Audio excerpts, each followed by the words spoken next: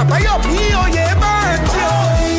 báwo ni o báwo ni o báwo ni. APC.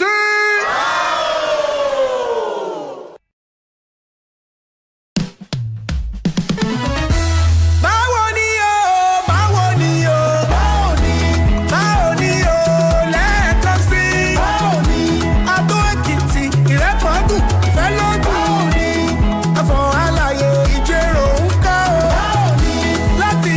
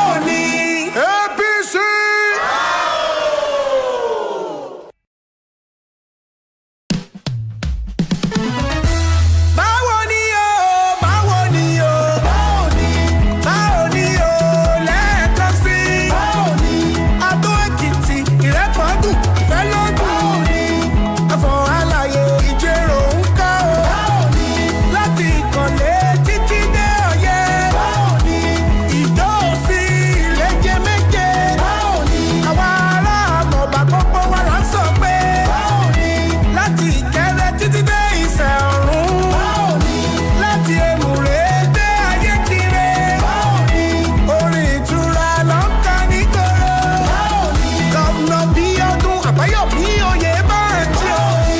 báwo ni o báwo ni o báwo ni. APC.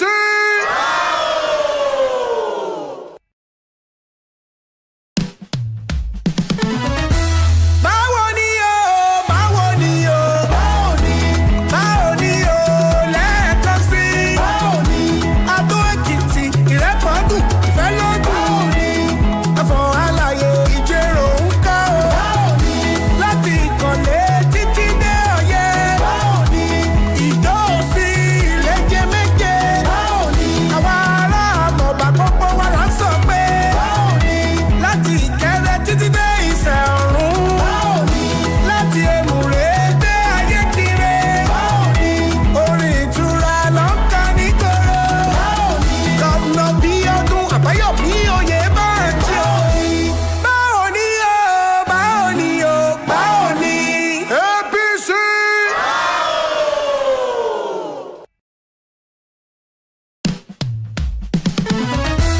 báwo ni o báwo ni o báwo ni báwo ni o lẹ́ẹ̀kan sí. báwo ni Adó Èkìtì Ìrẹ́pọ̀dùn ìfẹ́ lọ́dún ni ẹ̀fọ́ àlàyé ìjẹ́rò ń ká o. báwo ni láti ìkànnlé títí dé ọ̀yẹ́. báwo ni ìjọ òsì ìlẹ́jẹ̀ méje. báwo ni àwa ará àmọ̀bà gbogbo wa là ń sọ pé. báwo ni láti Ìkẹrẹ títí dé Ìsẹ̀ Ọ̀run. báwo ni láti Èmùrè dé Ayékirè. báwo ni orin ìtura ló ń ká nígboro. báwo ni Gọ́vnà Bíọ́dún Àbáyọ̀mí oyè bá ń tí o. báwo ni o báwo ni o báwo ni. APC.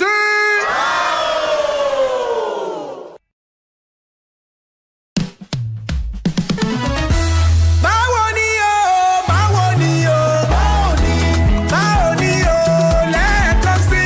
báwo ni Adó Èkìtì Ìrẹ́pọ̀dùn ìfẹ́ lọ́dún ni ẹ̀fọ́ àlàyé ìjẹ́rò ń ká o. báwo ni láti ìkànnlé títí dé ọ̀yẹ́.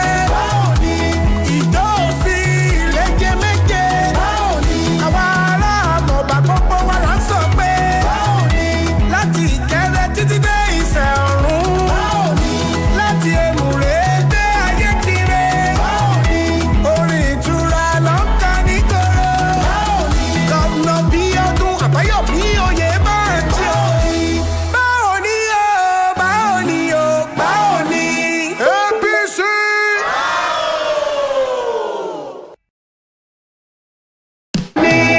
APC. báwo ni o báwo ni o báwo ni báwo ni o lẹ́ẹ̀kan sí. báwo ni Adó Èkìtì Ìrẹ́pọ̀dùn ìfẹ́ lọ́dún ni ẹ̀fọ́ àlàyé ìjẹ́rò ń ká o. báwo ni láti ìkànnlé títí dé ọ̀yẹ́. báwo ni ìjọ òsì ìlẹ́jẹ̀ méje. báwo ni àwa ará àmọ̀bà gbogbo wa là ń sọ pé. báwo ni láti Ìkẹrẹ títí dé Ìsẹ̀ Ọ̀run.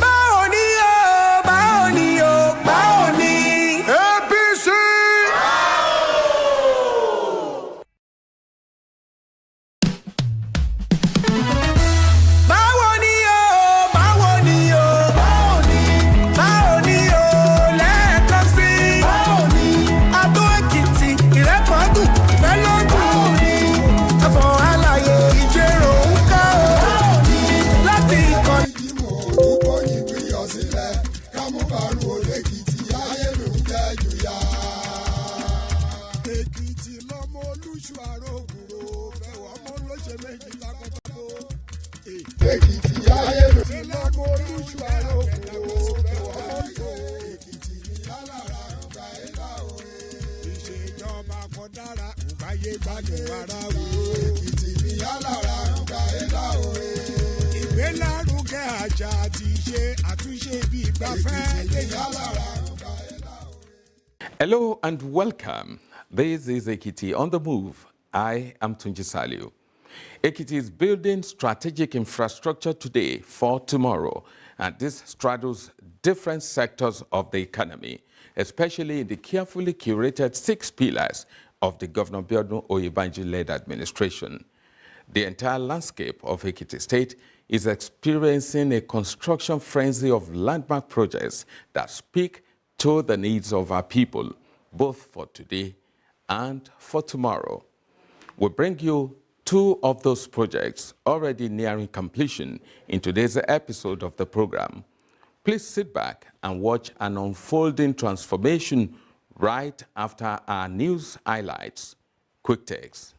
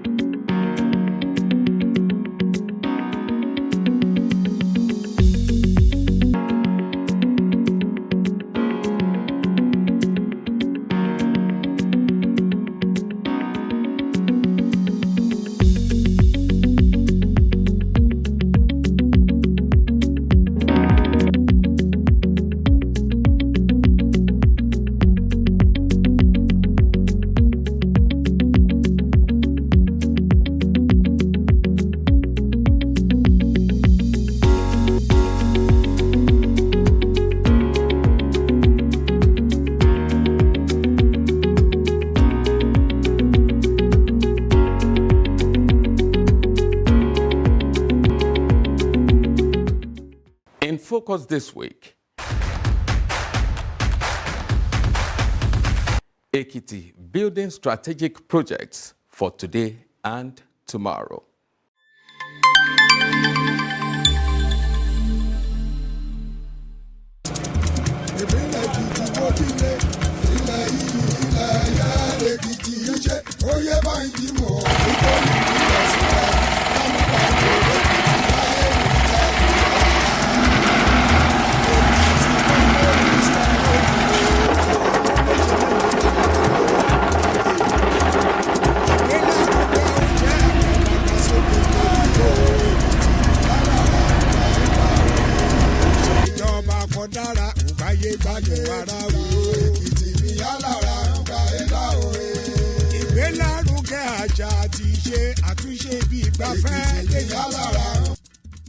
From the aperture along Iburoko Road to the 80-bed hospital on Adebayo axis, from the State House of Assembly complex at the Secretariat to the Fajri Park at the very heart of the state capital. And now, to the massive Okeyemi flyover bridge and the magnificent cultural center. Governor Biodun Oyebanji is not playing. He is walking his talk with precision and dedication. These and other projects are the focus of this episode and the few subsequent ones. However, on this episode, we will be considering 2 landmark undertakings: the Ekiti Indoor Sports Complex and the Okeyemi Ajilosun Flyover Bridge.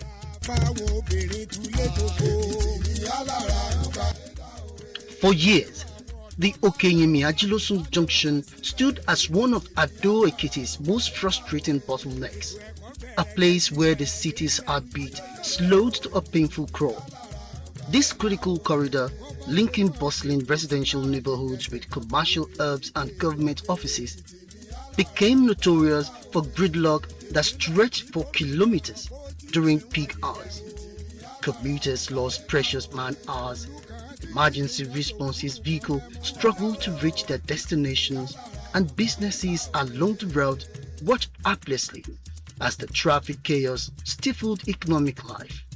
This need for a bold structural intervention became undeniable.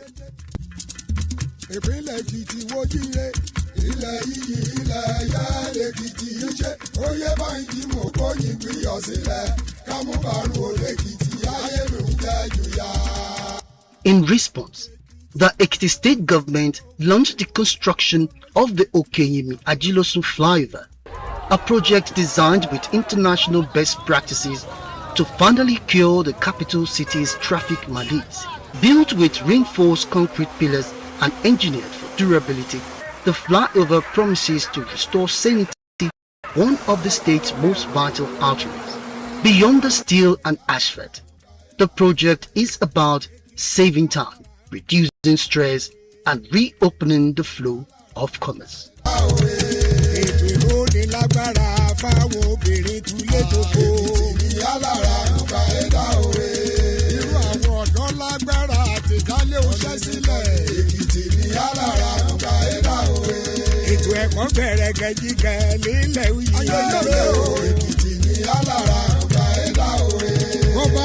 Currently at an advanced stage with foundation and piling works ongoing, the flyover already stands as a testament to what happens when planning meets action.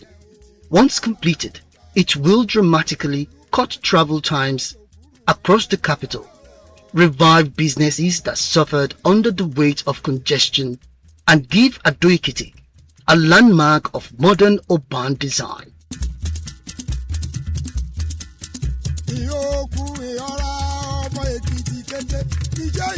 Excellency was here last week to monitor the stage we have gotten to at the progress on the project, to also inspect the quality of the job and ensure if we are doing the job according to the specification.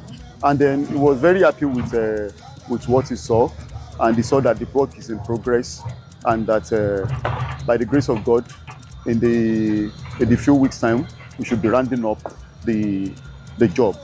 Lórí flyover tó ń ṣe yẹn, ó jẹ́ nǹkan tí tó lọ far, is a good project fún Ekiti state, pàápàá jùlọ fún our transporter, because nígbà míì tí a bá, especially festive period, tí a bá ń bọ̀ láti Èkó, tí a wọ Adó, tá bá dádó a rí pé Adó máa wà ráúdì tó jẹ́ pé a ní rọ̀nà gbà, a ní ríbi lọ.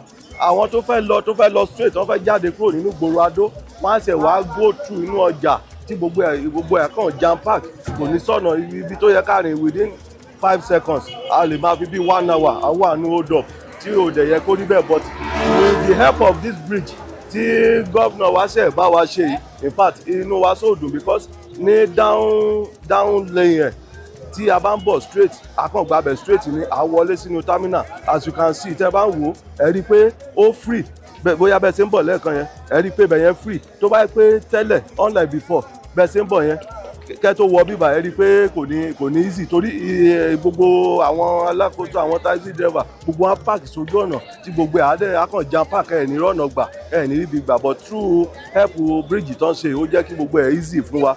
So and we commend our governor pé iṣẹ́ gidi náà ṣe fún àwọn ọmọ nǹkan tá a need ní táìmù tí ó tọ́ àti ìgbà tó yẹ. So orí nǹkan tá a need tó máa ń jẹ́ kí ìlú tètè develop nìyẹn, pàápàá jùlọ nínú terminal yẹn. Ṣé ẹ mọ̀ pé bí terminal bó ṣe wà ń sìn, ó jẹ́ kí bridge yẹn kó beautify bíbá yìí, torí àwọn tó bá ń bọ̀ láti outside the state tó bá rí bridge yẹn, wọ́n á mọ̀ pé orí bridge yẹn ṣe express, so kò sí nǹkan tó lè disturb orí bridge. Bóyá wọ́n fẹ́ jáde nílùú, wọ́n á gun orí bridge yẹn lọ straight. But èèyàn tí ó bá jẹ́ pé inú ìgboro ló ń lọ, á ti mọ̀ pé abẹ́ bridge lọ wá gbà, so á jẹ́ kí nǹkan ó easy fún wa. Wàá lo 2 hours ní kó tó dé Èjìgbò. Nínú kan tó bá lọ ní túbàlì kì í bẹ̀ yẹn, wàá lo tó ibi láàrin ibi lásán láti bẹ̀ yẹn, ó dọ̀pù tó wà bẹ́ẹ̀ kì í ṣe kékeré. Bẹ̀tì báyìí ó ti yá kíákíá, torí àǹfààní tó wà bẹ́ẹ̀ ni pé tí mọ́tò bá ń bọ̀ tó bá ń lọ straight, bóyá ń lọ Ẹ̀kẹ́, bóyá ń lọ ìlú ibi tó jìnnà ni, kò ní sí hold up, àgbàtòkè. Eléyìí tó ń fẹ́ yanu terminal kò ní jẹ́ kí hold up wà, àgbànú terminal. Ajá èrò tó lé já, tó bá dẹ̀ lọ náà tó máa lọ. Àwọn taxi, àwọn ọlọ́kadà àgbà ìsàlẹ̀ tó fẹ́ já èrò, bẹ̀tẹ̀ eléyìí tó lọ straight àgbàtòkè. So àǹfààní tó wà ń bẹ̀ nìyẹn. Báwo bíbí ṣe rí tẹ́lẹ̀, a rí mọ̀ yí pé ibi ìgbà tí wọ́n ṣe bíríìjì ó ti wá jẹ́ kí bí kó wà òkè, ó dẹ̀ ti jẹ́ kí bí kó wà pa ó fine, ó ṣe é wò, ó dẹ̀ tún mú níwòye tèmi ó tún mú ìtẹ̀síwájú wá torí ó ti jẹ́ kó ṣe é wò gẹ́gẹ́ bí state capital. Few years back we have only like that this keke is not up to 20 in Ekiti years back, but today is above 500 to 1,000 to 2,000, so they are increasing. One, the project will be of a kind of beautification first, but secondly, when you look at it critically, you know that in the next 5, 6, 7, 10 years to come, this place will expand. There will be more people coming from urban areas now getting more large. So that's why it's more relevant. But the project beautify the state to make it look fine.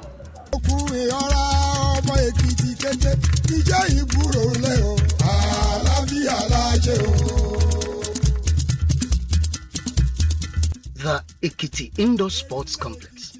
For too long, Ekiti's young athletes have had to leave home to find world-class facilities. Talented basketball players, boxers, badminton stars, and volleyball champions often travel to Lagos, Ibadan, or Abuja just to train or compete on standard indoor courts. This talent dream not only derived the state of his sporting glory, but also left a generation of youth with limited opportunities to develop their skills on home soil. Recognizing that a gold medal is first forged in the facilities where an athlete trains, the state government embarked on building the Ekiti Indoor Sports Complex. This is no ordinary community gymnasium. Built to global specifications, the complex houses a regulation-size main court capable of hosting everything from basketball and volleyball to badminton and handball at national and international levels. Surrounding the court are carefully designed changing rooms, modern conveniences, a spacious spectators gallery, storage areas for equipment, and even a fully equipped kitchen to support extended tournaments and camps. Every detail has been considered to create a true factory for talent. Currently, the structural framework stands complete. When fully operational, the complex will serve as a launchpad for homegrown champions, a venue for national sports festivals, and a powerful tool for channeling youth energy into discipline, excellence, and Ekiti pride. ìpínlẹ̀ Èkìtì wojire ilẹ̀ iyì ilẹ̀ ẹ̀yà Èkìtì ṣe oyè báńkì mọ̀ dúpọ̀ yìí yọ sílẹ̀ kámúbàrún Èkìtì ayélujára jùyà. Èkìtì lọ́mọ olúṣù àrògùrò ẹ̀wọ̀ ọmọ lóṣè méjì lákòókò. Ìgbélárugẹ oúnjẹ àgbẹ̀dàgbàsókè lóríkò. Èkìtì ní alára ọgbà ẹ̀ka òye. Ìṣèjọba kan dára káyé gbàgbé ẹ̀ka òye. Èkìtì ní alára. The VIP usually should be on the side. So you play left to right, left to right. So they play like this? Yeah, they play this, yeah. Almost now.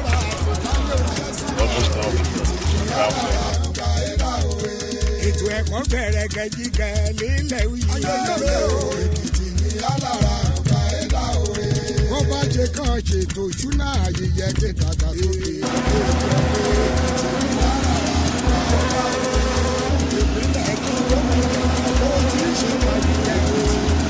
This project officially began last year, May, and you know, we are at the superstructure level now, and especially at the point where the rakers, as in the seed bleachers, are being constructed. You can see there are different sides to this level where we are in now.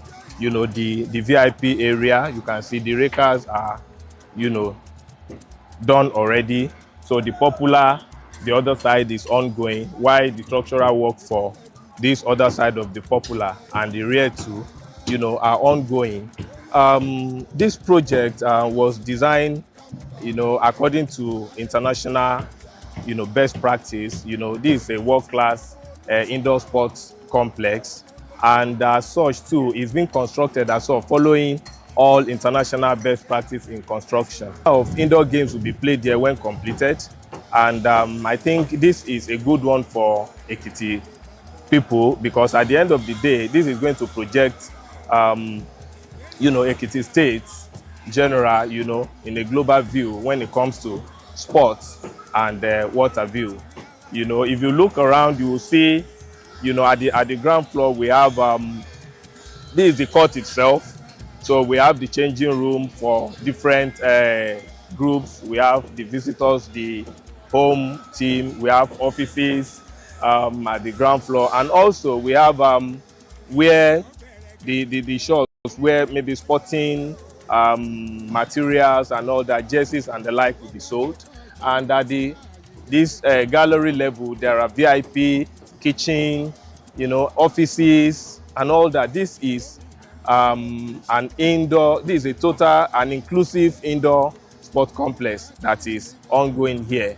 So where we are now, we are almost at the roof level.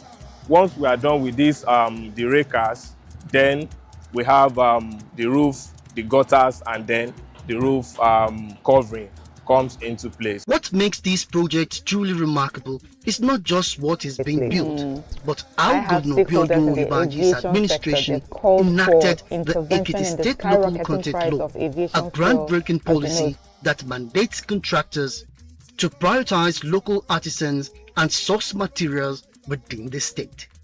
This zero capital flight mantra ensures that the millions of naira circulating on these construction sites feed directly back into the local economy.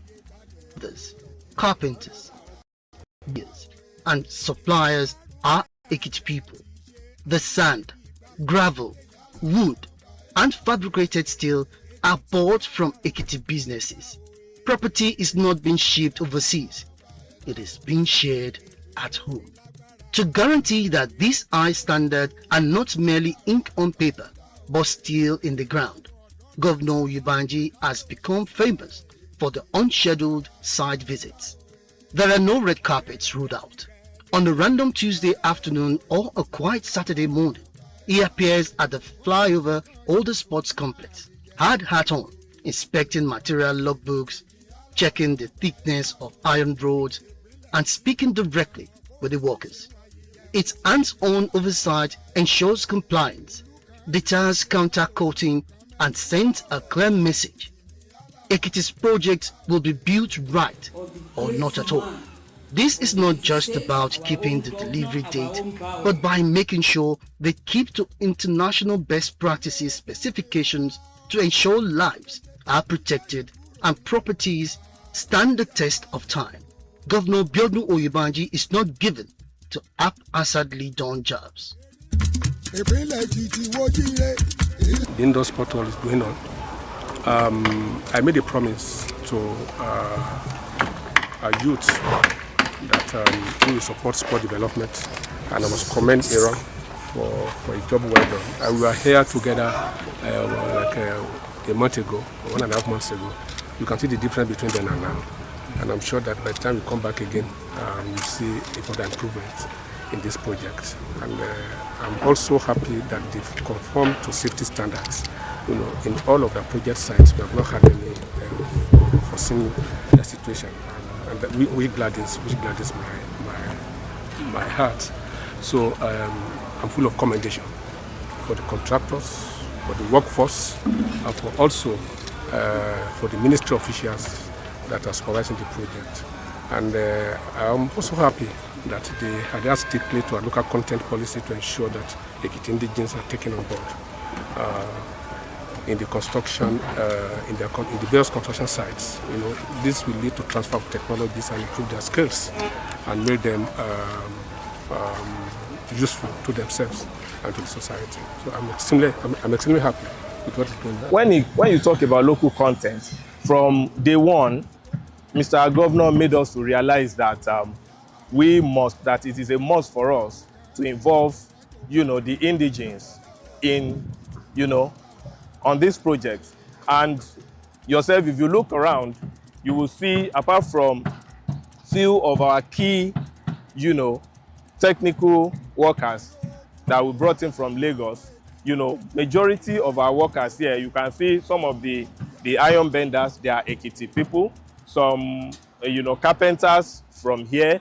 If you look at the almost 100% of those ring castings there are, Ekiti indigenes. So that is inclusive. So we are deliberate about that, because Governor gave us that specific, mandate that, Ekiti people must be involved, and that is, exactly what we are doing. It's been so beneficial, because if we want to, start bringing all these workers from Lagos, and it will be too expensive for us, because they are here, they are domiciled here, and then it was very easy for us to co-opt them into this project, and it's been good so far. When we started this work, I spoke to the contractor that we have our sons and daughters in Ekiti that can do better, that can do this work.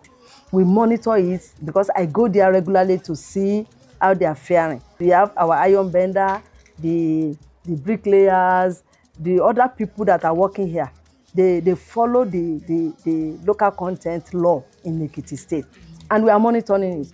Even they have a book, they have a notebook that they jotted all these things, because we want to see it. We want to really believe they are using our sons and daughters in Ekiti. Baki ọ̀gá báwo ó gbé flyover bridge síta contractor kan gbé kò èmi pẹ̀lú ọ need the safety officer, so bọ́ yìí kúrò need the safety officer èmi náà mo dẹ̀ ìwé mi mo mú ránṣẹ́ sí ọ ọ̀dẹ̀ pè mí fún interview, mo ṣe interview ọ̀dẹ̀ gbà mí wọlé, o mo dúpẹ́ lọ́wọ́ Governor here, and I pray God will continue to grant him more wisdom, knowledge, and understanding to guide this state to a greater level.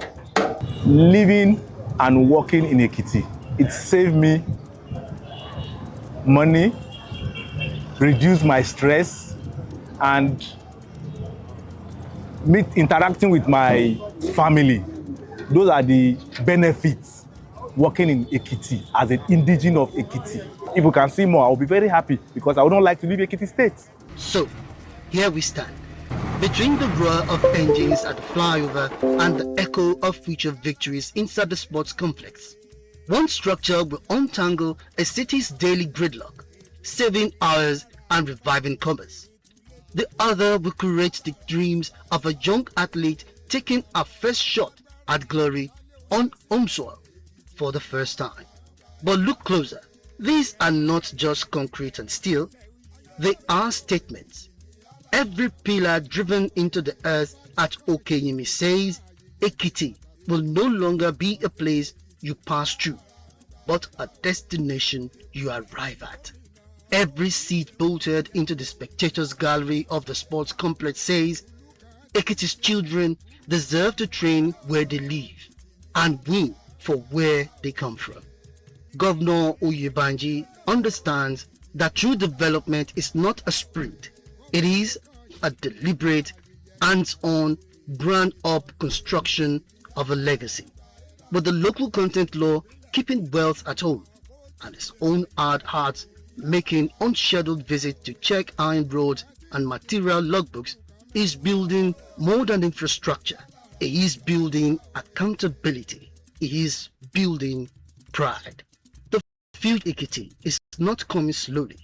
It is already busy at work, and on this episode, we have seen its two strongest pillars rise from the soil, one carrying traffic, the other carrying hope.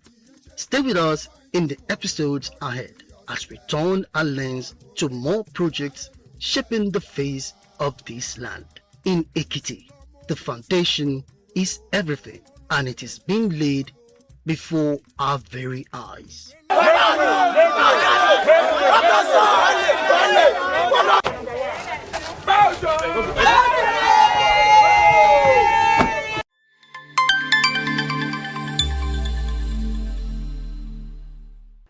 Yes, before our very eyes, as witnesses of history, Ekiti is on a trajectory of accelerated development, a development that speaks to the needs and demands of the people for now and the future. The shared prosperity vision is on course and the testimony is sure. Thanks for watching this episode of the program. Join us for more on the progress being made that is endearing Governor Biodun Oyebanji to the arts of Ekiti, making them yearn for more. You know what I mean? You can watch this episode and previous editions on our social media platforms showing on your screen. See you again next time. Goodbye. ìpínlẹ̀ Èkìtì wojire ilẹ̀ yìí ilẹ̀ ẹ̀yà lèkìtì yìí ṣe oyè báyìí mọ̀ túbọ̀ yìí gbìyànjú sílẹ̀ kámúbàrún olèkìtì ayélujára jùyà. ìpínlẹ̀ Èkìtì wojire ilẹ̀ yìí ilẹ̀ ẹ̀yà lèkìtì yìí ṣe oyè báyìí mọ̀ túbọ̀ yìí gbìyànjú sílẹ̀ kámúbàrún olèkìtì ayélujára jùyà. Èkìtì lọ́mọ olúṣù àrògùrò ẹ̀wọ̀ ọmọ lóṣè méjì takọtabo. Ìgbélárugẹ oúnjẹ àgbẹ̀dàgbàsókè lóríkò. Èkìtì ní alára ọgbà ẹ̀dá òye. Ìṣèjọba kan dára ògbáyé gbádùn ara wò. Èkìtì ní alára ọgbà ẹ̀dá òye. Ìgbélárugẹ àṣà àti ìṣe àtúnṣe bíi ìgbafẹ́. Èkìtì ní alára. Human capital development is the currency of any administration, especially one that is steeped in the welfare of the people and depends on them to actualize its vision in whatever form.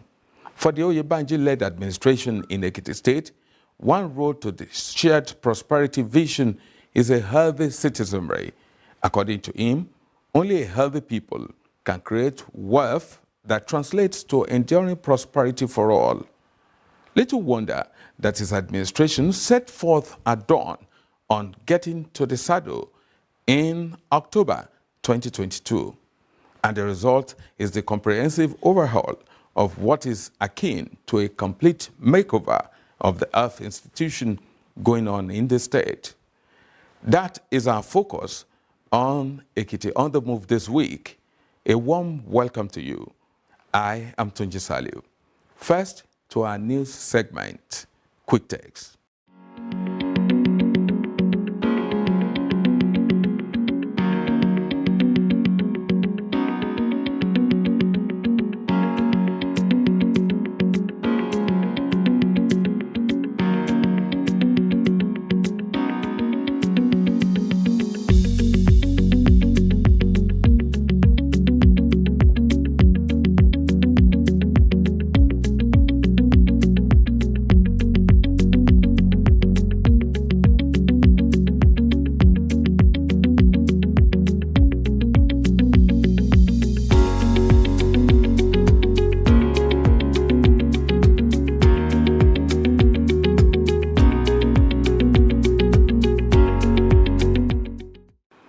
To our focus. Ekiti Earth Care Renewal, building a healthy population for shared prosperity.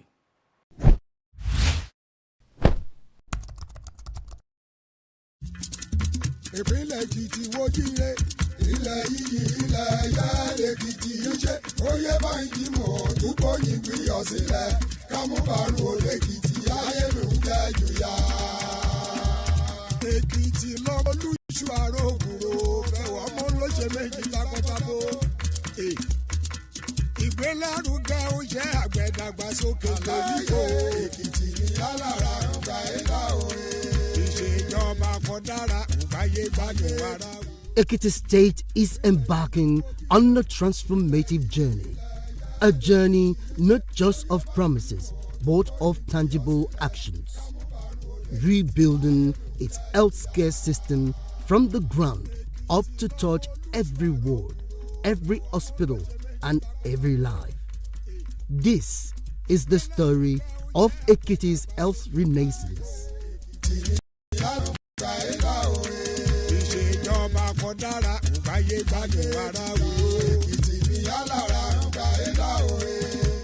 All the health indicators in the Ekiti states, they are pointing towards the north. They are doing very well. We are one of the best states when it comes to reduction in neonatal, antenatal mortality, maternal mortality. We are doing that. But our focus in the health sector is to make health accessible, affordable, and available to the people. Because all those three are extremely important. We have over 300 primary health care in the state. We have 177 electoral wards. That means there's no ward in Ekiti state that doesn't have a functional primary health center. So we're currently renovating 103 primary health centers across the entire. We have, based on national directive, 177 primary health centers, which is equivalent to the number of wards. Focus is 1 year, and we're doing 100 on this. I would like us to recall that at the last administration, we had done about 60 something as well. Essentially, we're moving to 103. But we're not just renovating, we're putting commodities, right? Like I mentioned earlier, and we've also procured equipment for these facilities. We're getting water into these facilities, and we're getting solar-powered energy to this facility. The idea behind that is we do not want a situation where should a woman want to deliver at 12 a.m. or at 3 a.m. that there's no light in any of these facilities. As much as we can, we're ensuring that these facilities also have a staff quarter, right, for the midwives to be able to stay for overnight duties.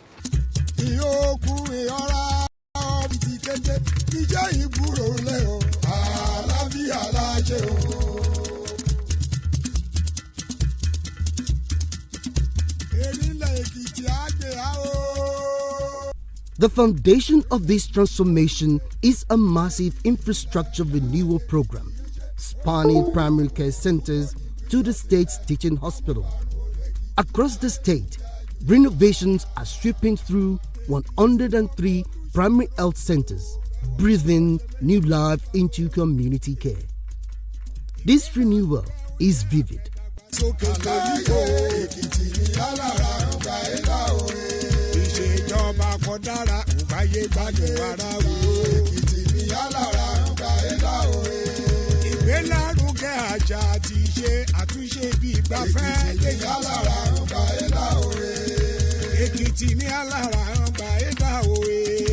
Is vivid, fitted with solar-powered panels, creating a truly 21st century compliant healthcare centers. The revitalization project started about 5 months ago, and it extends to 5 health facilities in Maba local government, namely this present one, that's Autumn Primary Health Care Center, and we have Igogo Primary Health Care Center, we have Erimokwe Health Clinic, we have Otumode Health Clinic, and Osun Health Clinic. Many of those facilities were in a state of disrepair and dilapidation, and with this program, at least it has given in the facelift. As you can see here in this present facility, you can see the walkway, you can see the newly renovated staff quarters and the wards. And also I can see the solarized borehole, which is giving regular water supply, portable water supply to the facilities. Many people want to identify with good things. An average child or parent who want to take the pride that this is where I deliver my baby. We need to point that it's unlike before, when our maternity centers and our labor room were nothing to talk home about. But this time around, people are able to be proud about it, and they are coming to us en masse. So we've increased a lot of patronage. And then not only that, people are also commending our efforts, because with this particular project, also there was orientation and training of our health workers in terms of interpersonal communication and counseling. So that's the way we approach our patients these days has been friendly and we are approachable. So that's why people also want to come to us and access our services. The renovation has really improved our patronage. Seeing how this facility is, that it has changed from from the way it was before. Facility looks like FMC.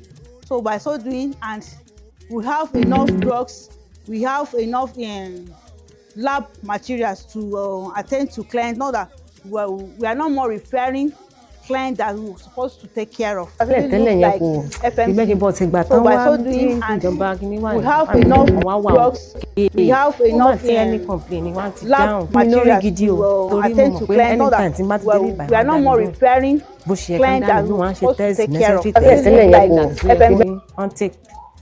Everything normal.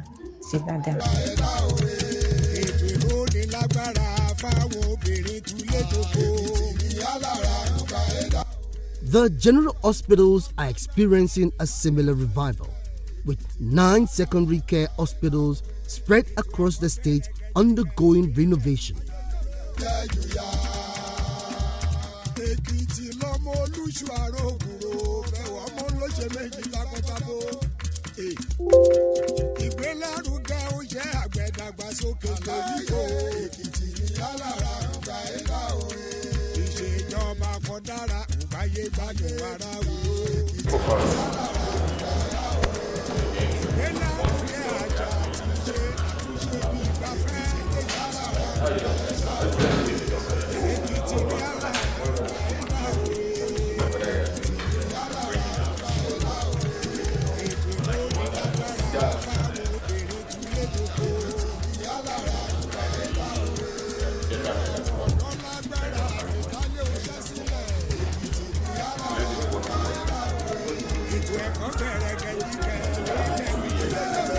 At the secondary level, we have 22 secondary facilities. One of our admin did 10 or 11 before he left. The remaining 10 we are doing presently. 5 is already completed. Work is ongoing, and as we are renovating them, we are keeping them with the state of the art medical facilities. And thankfully, the National Assembly members also decided to assist us by pulling together funds to recruit more doctors, and they are going to pay their salaries for the next 1 year. When I got here, the commissioner told me what is what is share ben, what is share go. And it took my year to share ben fún tó tó tí ò ní hospital. Tá ṣe ń gbé lọ ìgbó. Tá ṣe ń gbé lọ ṣẹlẹ̀ lọ́nà. Ní hospital yẹn a lè gbé ààrẹ lọ́la. Àbí gómìnà, àbí commissioner, àbí bẹ́ẹ̀ kọ́. Because ó máa dùn wá ká ń lo owó yẹn kó máa wà lóbi báyìí. And every month, we have feedback on how people are using this place. The tobacco, what are the LA? Don't they need to know? Don't they like to see doctor or the what? I want to get a job.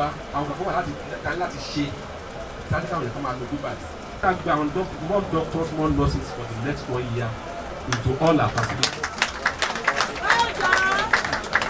Nínú mẹ́sàn-án tá à ń ṣe yẹn mẹ́rin ti parí má kúrò nínú lọ yìí ẹ tó bá ń lọ yìí jẹ́ ní hospital last year tó bá débẹ̀ sí àti àjẹkùkù kì í tẹ̀ ṣe pé à ń kì í ṣe nìkan à ń kó equipment síbẹ̀ bá a ṣe ń kọ́ yẹn là ń kó àwọn nǹkan tó yẹ kí wọ́n lò hospital tá à ń kó síbẹ̀.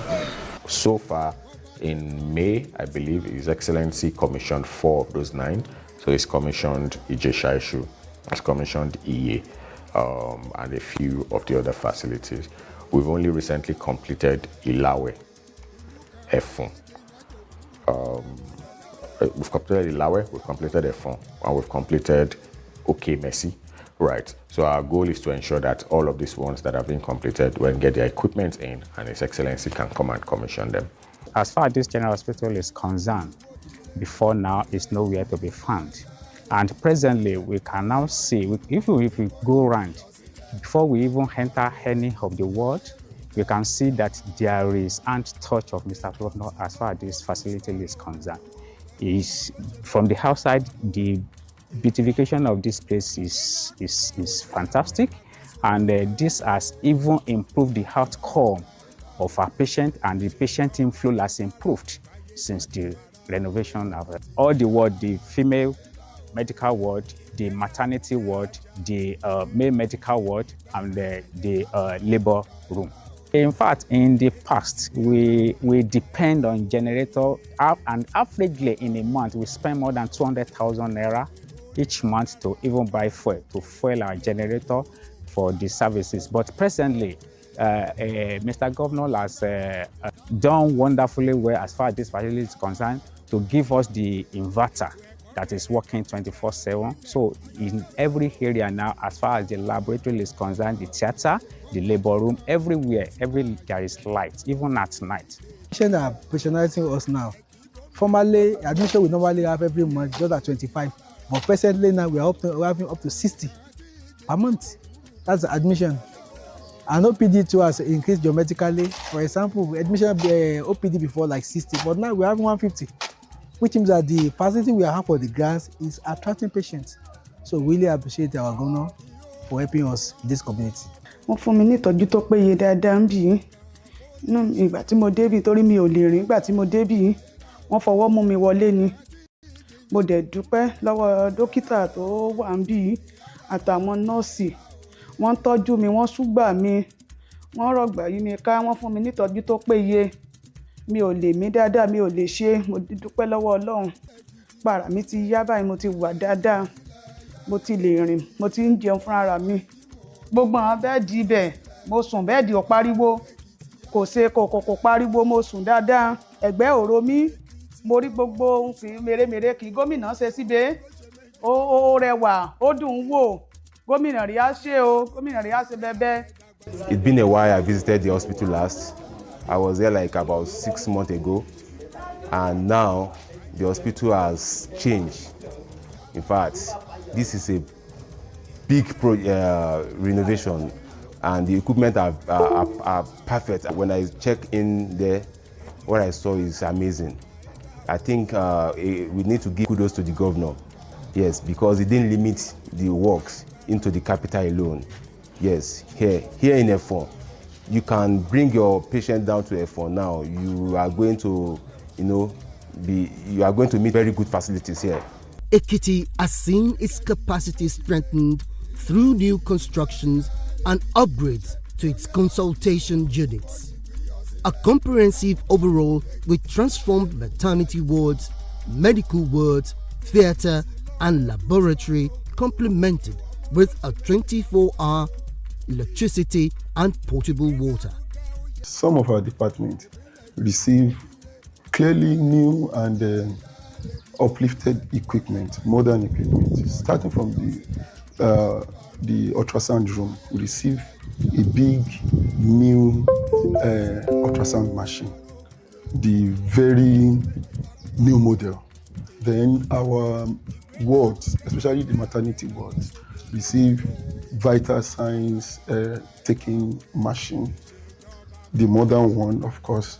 Then the NICU, the neonatal intensive care unit, receive a latent heat machine and other equipment. Maternity ward receive a gingitic delivery couch with light source, neonatal weighing machine. Our bed in the ward, the modern bed, we have number of them in the maternity ward, in the female ward, in the male ward, and the children ward. Then our laboratory receive the needed equipment for a good functioning laboratory. We have an anesthetic machine given to us. We have diatemy that when we operate with, the operation will be bloodless. So by and large, we are so glad having this wonderful facelift in our general hospital. At the apex of care, the Ekiti State University Teaching Hospital, EXUT, is undergoing a monumental upgrade and new additions to existing facilities.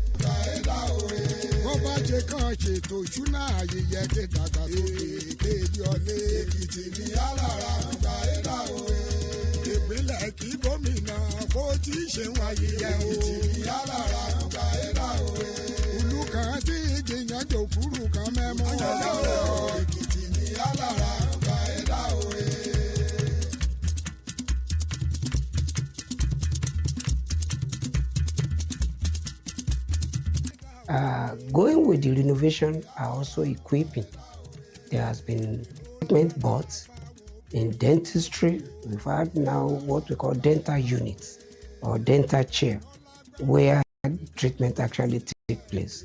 And it's as modern as anywhere you want to go all over the world. You find the same kind of facilities, which people are now able to access and have been enjoying over the past 1 year or so. We renovated the theater. A lot of equipment were also bought, an aesthetic machine, the operating table, even theater lights, and such materials, as well as the wards. We also have them equipped with new beddings, both the bed, the mattress, curtain, and anybody get the satisfaction will be as anyone accessing treatment anywhere in the world. The clientele is expanding because our services are also expanding. A part of the equipment include mammography, for screening of breast cancers, the CT scan, which is an investigative modality that a cutting-edge investigative tool to make diagnosis of diseases that could otherwise have been missed.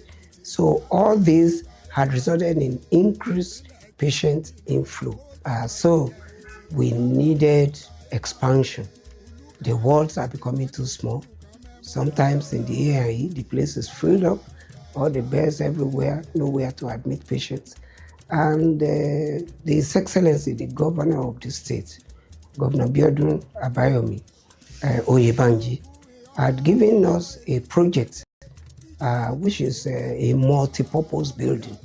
Multi-purpose in that it houses clinics, that is outpatient consulting clinics.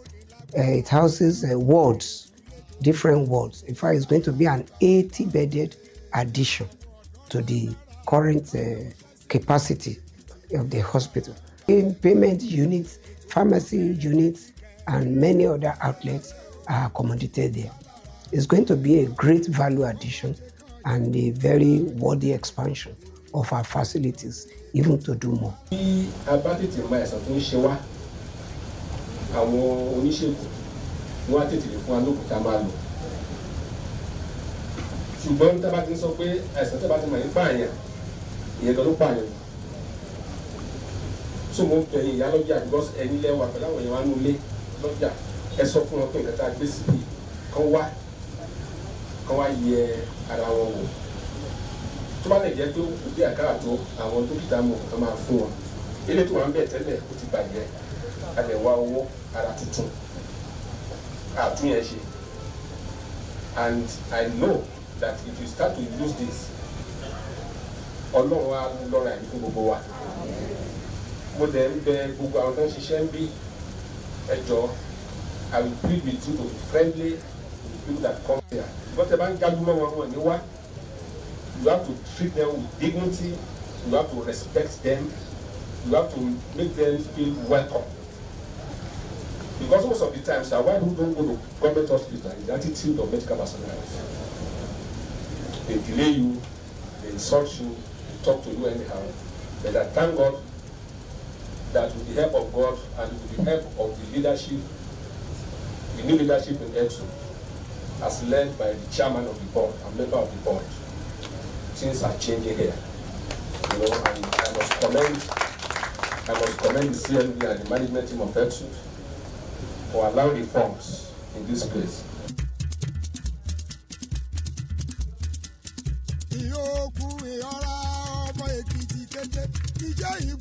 Supported by an independent power plant and solar backup for all-round power supply. For a government and governor that really means business, the people deserve maximum care available.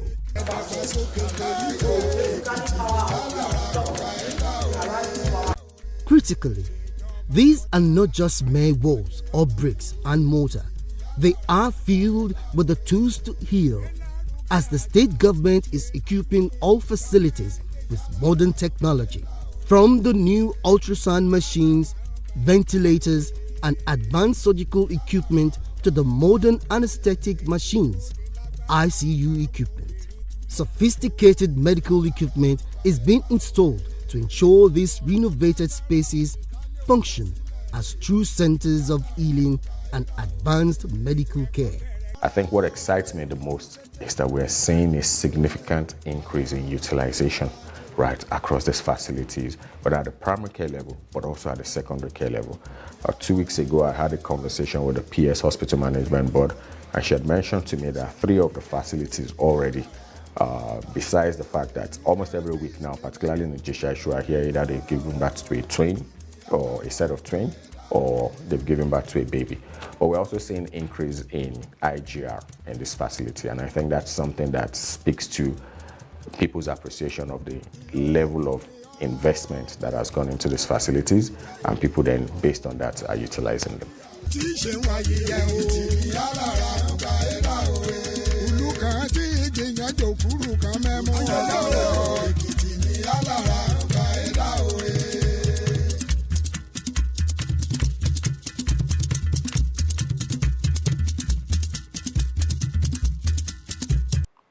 This is how much time will permit us to take this week on our focus on activities in the X sector in Ekiti. It is, however, an ongoing story, and we will be continuing in our next episode of the program. You don't want to miss it. For now, let's have our fact file, something for you to know about Ekiti State, the land of honor.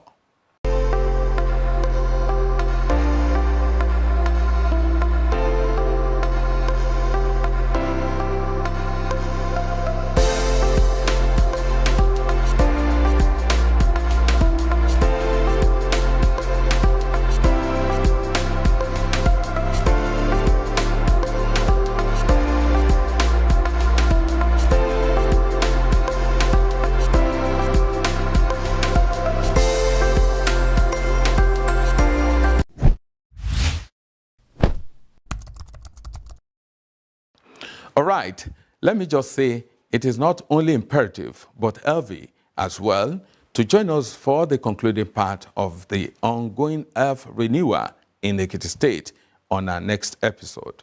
Remember, you can watch this episode again or any of the previous ones via our social media platforms showing on your screen. We will also be glad to have your feedback on them. Till next week, I say, live and stay healthy. Goodbye. ìpínlẹ̀ èkìtì wojíire ilẹ̀ yìí ilẹ̀ ẹ̀yà lèkìtì í ṣe oyè báyìí mọ̀ dúpọ̀ yìí gbìyànjú sílẹ̀ kámúbàrún olèkìtì ayé mi.